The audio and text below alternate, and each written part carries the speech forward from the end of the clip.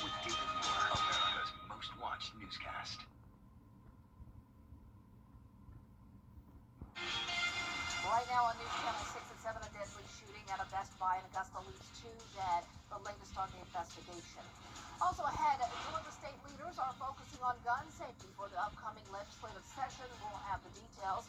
And sports betting on the agenda for South Carolina lawmakers. A look at the legalization efforts as your News at 7 starts now. Live from Television Park, this is WJBF News Channel 6 at 7. Good evening, everyone. I'm Dee Griffin. Thanks so much for joining us. Coverage you can count on begins with the latest details on a deadly shooting in the Best Buy parking lot on Walton Way Extension Sunday evening. The 2 victims were a mother and her daughter. Investigators say the suspect, Hajir Talib Zadou, he was injured in the shooting, though it's not clear how he was injured, and he will be charged with murder once released from the hospital. The 2 victims, Melissa Domingo and her mother, 74-year-old Elizabeth Domingo. The man was married to Melissa Domingo, and after going through the records, we found a long, extensive history of domestic violence. In 2021, Domingo shot her husband in the head during a domestic encounter, trying to prevent him from beating her any further. She was trying to protect her own life. She was originally charged with aggravated assault, but within the last few weeks, the charges were dismissed. They were dropped, and it was ruled that she acted in self-defense. Now, on Sunday, with the shooting, it happened in front of their 5-year-old son. He was not physically injured and is currently in the custody of the Department of Children and Family Services. I just asked that, for once as a community, that we would, come together and put all the bickering and some of the racially motivated hate aside and just think about, a child that was present and saw his mom and grandmother gunned down. It's a horrible situation all around. Melissa Domingo formerly worked at Bel Air Dental Associates in Columbia County. The business is closed indefinitely so employees can process this tragedy, and our prayers are with all of the family and friends who knew them. A GoFundMe account has been created to raise money to bring the bodies of Melissa Domingo and her mother Elizabeth home to Maryland, and we'll continue to follow this story. An investigation is underway after a suspicious death in Augusta. It happened just before 5 p.m. on Sunday on the intersection of 5th and Taylor Streets downtown. Investigators say they found the man dead there, but due to the condition of the body and a possible head injury, an autopsy has been scheduled. No word on the person's identity yet. Georgia lawmakers are expected to introduce new gun safety legislation next session. Archie Sartry reports. And it's time now for our first check of our weather, and Chief Meteorologist Jenna Petracci joins us now, and it was a beautiful day. Yeah, really nice today, comfortable temperatures, and we started out the day with some cloud cover, then it became sunny, and now it's cloudy again, but it is a completely dry day for sure. As we take a look at our live Viper 6 radar, scattered showers and storms are off the coast and impacting parts of Florida, and it's all because of a stationary front. Luckily for us, that stationary front is just far enough south where we are not seeing any rain, but it is bringing us a nice breeze out of the northeast, seeing those sustained winds up to around 10 miles per hour, occasional gusts up to around 15 to 20, and it's much cooler than yesterday, especially in our southern line counties. 13 degrees cooler in Sylvania and Allendale, and we're currently seeing a lot of upper 70s, 77 in Barnwell, 79 in Augusta, Swainsboro and Millen. You're right at the 80-degree mark, 81 in Wrightsville, and 78 in Edgefield. Notice the moisture starting to creep in, so our southwestern counties seeing the dew points in the lower 60s, 10-degree difference up towards the northeast. So drier air towards there, a little bit more breaks in the cloud cover, and that's also what we're seeing here in Augusta. So it's not entirely cloudy like it is in places like Swainsboro and Millen. This is our Terry Lambert Hyundai Skyview cam, a beautiful view at the airport. Here's a look at the rest of your Monday evening. We'll drop down into the upper 60s by 11 p.m. A cool start to Tuesday morning, 61, sunny and breezy, and looking good all throughout the week. I'll have more details with a look at the next 10 days coming up. Back to you, Dee. All right, thanks so much. We'll see you in a few minutes. If you visit a park in Augusta, the city is making a record. Corvette.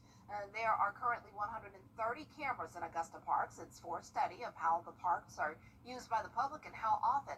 The cameras take pictures every 15 minutes. The data is being analyzed by an engineering firm for commissioners as they prepare to determine if some parks should close. This is going to impact our city in a pretty decent way. And so we want to make sure that we're getting the right data. And again, this isn't a new conversation. We started this conversation 2.5, almost 3 years ago. And so now it's finally time for us to put the fork in it to get the data necessary so we can make the funding decisions properly. A commission committee is scheduled to get an update from the firm on the study at a meeting on Tuesday. There's another confirmed case of measles in the upstate in South Carolina. The Department of Public Safety and Health says it is the third reported in the state since July. Health officials say the person is not vaccinated and recently traveled to a country with an ongoing measles outbreak. If we're getting close to not having measles eliminated in this country anymore, we've got to be careful. That compares to only 16 outbreaks and 285 cases last year. So that's almost 6 times as many cases. So we're getting into a danger zone. Health officials say the measles vaccine is more than 97% effective. They encourage everyone to get vaccinated. Football season is back, but while fans across the country are placing bets on their favorite teams, sports betting remains illegal in South Carolina. Caroline Yaffa tells us why and what needs to happen for sports betting to be legal in the Palmetto State. Sports fans all over the country tell me they want to be at a bar, watch their favorite football team, and place a bet. But as the football season begins, here in South Carolina, you still can't do that. Sports experts say when a state legalizes sports gambling, they generally see a boost in tax revenue. There's been significant interest in participation in sport gambling when it becomes legalized in states. And so because of that, a lot of people are participating, a lot of revenue has been generated. And that can benefit in a lot of ways depending on how the state decides to use it. House Minority Leader Representative Todd Rutherford is a co-sponsor of the bipartisan sports gambling bill. If passed, anyone 18 or older could place sports bets online in South Carolina. We have talked about this bill ad nauseum, and this bill is about freedom. The fact that South Carolina has some of the best sports teams in the entire country, and we're unable to place bets on our phone is absolutely ridiculous. But Governor McMaster has said for years that he is very much against sports gambling and gambling in general. I think gambling is bad for our culture. It's not a part of our heritage. And there are better ways to make money, to give jobs, to generate tax money. I don't understand that line of thinking or that logic. This is simply about, again, giving people access to be able to do what they're already doing. Everybody knows that people bet friendly wages here, there, $1, $2, $50. I'm sure even the governor has seen it. The fact is that it's simply illegal in South Carolina, and we need to fix that. However, USC professor Stephen Shapiro believes sports gambling could be in the state's future. My guess is going to be that most states, including South Carolina, will eventually legalize the activity. The difference might be that the restrictions that are set could be different. Some of the early states had less restrictions on gambling. Now, newer states that are more recently legalizing it are probably going to set up guardrails to maybe protect the consumer a little bit more. North Carolina legalized sports gambling last year, but their law is a little different than South Carolina's bill because theirs says you have to be 21 to place a bet. In Columbia, I'm Caroline Yaffa. A North Augusta man is sharing his story after his husband was deported. We're in a dry, wet setup, which means our forecast is looking pretty good. It is pretty cloudy at times, but temperatures are cooler. We have lower humidity, and we're not expecting any rain. And also, most importantly, the tropics are quiet. I'll have more details right after this break. The CSRA. It's where we were born, where we live, where we work, where we're raising our families. It's our home. That's why the people of the CSRA count on us after an accident. Injured? Call me, the Augusta Guy, 706-724-7224. At Universal Plumbing, we're more than just a company. We're a family. We're growing the next generation of skilled professionals and investing in the well-being of our neighborhoods. With flexible schedules, 401k matches, and competitive health benefits, we support your journey to success. Join the Universal Plumbing family, where real work meets real rewards. Your future starts here. The greatest stories often start small. A quiet beginning to something much bigger.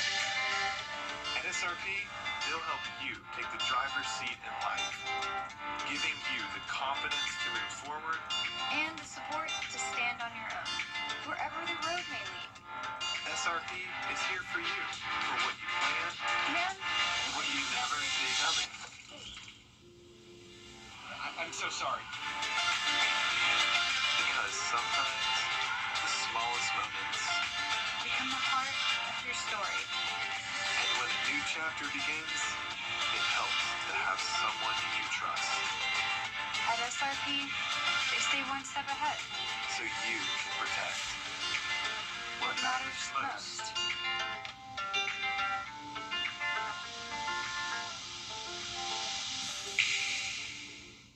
When it comes to choosing a lawyer after an accident, local experience matters. I'm Austin Jackson. I've been helping accident victims in Augusta, Aiken, and the entire CSRA for over 10 years. And I'm ready to help you right now. Call Austin Jackson, the Augusta guy.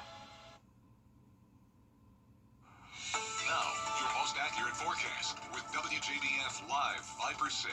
Welcome back. We have two weather kids of the week to talk about. Last Tuesday, Preston and Elliot toured the studio. They came all the way from Emmanuel County, and Preston here in the gray t-shirt wants to be a storm chaser one day. He absolutely loves the weather so much that his shirt actually says, "I look at the clouds and I know things," which is a very popular saying. A lot of meteorologists have those types of shirts and things with that saying on there. So I was happy to see he's already got his weather gear ready to go. He loves tornadoes. He loves all things severe weather. And his little brother, Elliot, is in kindergarten, and he wants to be a firefighter, but he also did a great job pretending to be a meteorologist for the day. So thank you so much to Preston and Elliot for coming by, and to your sweet parents for taking you all the way here to Augusta. Here's a look at our Terry Lambert Hyundai Sky View Cam in Swainsboro. Speaking of, it's very cloudy down there today. That's where we're seeing higher dew points, a bit more moisture, the effects of that wedge once again with the cloudy skies, just no rain in the CSRA. We're in the upper 70s, very cool for this time of the year, and northeast breezes bringing in that cooler air. It's been a little bit windy at times today, but it's a nice welcomed breeze. It's making it feel even cooler out there. Low 70s already in Washington, then around 10 degrees warmer in Sandersville, checking in at 80, 77 in Aiken and Barnwell. And here's our satellite and radar. You can see the cloud cover streaming in from the southwest. And as we zoom out, there's high pressure up near New England. That's bringing in the drier air and the cooler temperatures. But then we also have low pressure in the Gulf along the stationary front. And if this stationary front was just a smidge further towards the north, we could be seeing some scattered showers and storms here in the CSRA. But that high pressure is doing a great job of bringing in the drier air. Just along that stationary front, we do have those higher winds. So tomorrow will be a little bit breezy as well. A northeast wind coming in up to around 10 miles per hour sustained. Gusts up to around 20 to 25. A cooler start to our day, 61 in the morning, then climbing into the low 80s later on. Notice we will be warming up to 88 Thursday and Friday, and then eventually hitting the 90-degree mark by this time next week, with dew points staying in the comfy range at least over the next several days to come. So it's going to be a beautiful week overall. Notice the low temperature is going to be a little bit chilly at times, 59 on our Thursday morning. So it's feeling like fall, and you can see here tonight we're going to keep it dry. The stationary front will stay down in Florida, scattered showers and storms off the coast and as far north as South Georgia. But here in the CSRA, I'm not expecting any rain, just some clouds again Wednesday morning, and then you can see those skies really start to clear out Wednesday night, and then we'll really have abundant sunshine to finish off the work week. But notice tomorrow at 6 a.m. winds will be pretty light. Then we'll see those gusts increase to 20 to 25 by later on in the morning through the afternoon hours, then calming down Tuesday evening. Things are looking good in the tropics. We are 2 days away from the peak of hurricane season, but we are not expecting any tropical systems to form over the next 7 days, and that's all thanks to this plume of Saharan dust coming off the coast. That's going to make it very difficult for systems to develop. Notice the 10-day forecast showing just excellent weather here, up to a 20% chance of rain by next week as we eventually heat up to 90 degrees. And we'll be right back. At Science Co, our employees are Community for a better tomorrow. Visit us at access1.org. Next BG. The 6. Get the latest video in one click at WJBF.com. The WJBF WJBF Live Viper 6 Skyview Network is sponsored by Terry Lambert Hyundai. Low prices, big selection, and committed to quality customer service. Bluey is one of the hottest kids cartoons on TV today. Your kids and your friends' kids love it. And we may relate to this story Danny New has for us, even if you never played in the NFL. Snagging that out of the air is Hunter Renfrow. For the first time in nearly 2 years, Carolina Panthers receiver Hunter Renfrow saw NFL action on Sunday. This guy went from the Pro Bowl after initially missing the phone call for his big comeback. How could that happen? Well, I think he has an excuse many parents can relate to. Did you have a little talk with your daughters? Like, next time Daddy gets a phone call during Bluey? Yeah, no, I mean, they were locked in. Whoa, look at the shell. Wow. This was only about a week and a half ago when the former Pro Bowler gave his phone to his 2 young daughters to play with in his truck while he attached a trailer. Hello. And when he returned, Renfrow found 10 missed calls on his phone from the Panthers general manager and his agent. Maybe next time I'll say, if someone calls me, just let me know. But as I alluded to earlier, Renfrow had been waiting quite a while to make his return to the gridiron, largely because of a health battle. Fires down the field. Called in Hunter Renfrow. After 5 seasons with the Raiders, he missed last year's while fighting an autoimmune disease called ulcerative colitis. I would get fevers, had to go to the ER a few times, and just really did not feel good. The South Carolina native spent the past year undergoing infusion treatments, and when he finally felt well enough to sign with his hometown Panthers, he got cut just before the season. However, that is when a trade happened, and suddenly the team general manager started calling him during that now infamous Bluey screening. He was like, did you see we traded Adam? I was like, no, I actually didn't. I was, I'm sorry my daughters were swiping up when you were calling. Clearly the team was understanding about it all, and now after months of recovery and admittedly watching a lot of Bluey with his daughters, Renfrow is back again playing on Sundays. I feel like it's a fresh start for me. At Kroger, you never compromise. Snickers is teaming up with MVP quarterback Josh Allen to kick off football season with a sweet twist. They've launched 3 limited edition dipping sauces: caramel buffalo, peanut teriyaki, and chocolate barbecue. Snickers offered the first taste of the limited edition sauces at a tailgate pop-up at yesterday's Buffalo Bills game. I'm interested to see how that went. I mean, I could kind of see the vision, but strange.